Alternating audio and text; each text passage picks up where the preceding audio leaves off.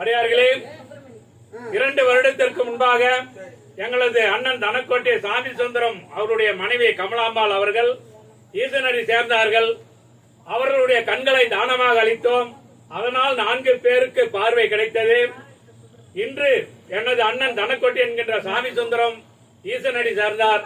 அவரது கண்களையும் தானமாக அளித்துள்ளோம். அதனால் 4 பேருக்கு பார்வை கிடைத்துள்ளது.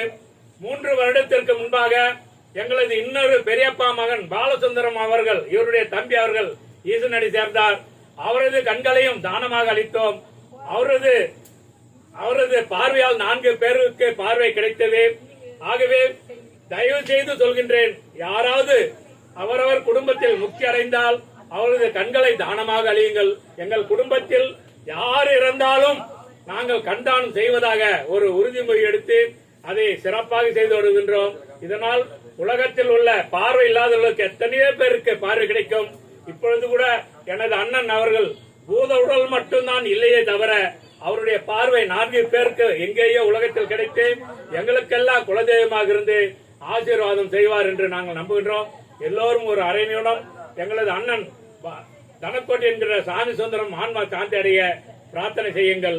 திருச்சிற்றம்பலம், தில்லையம்பலம்.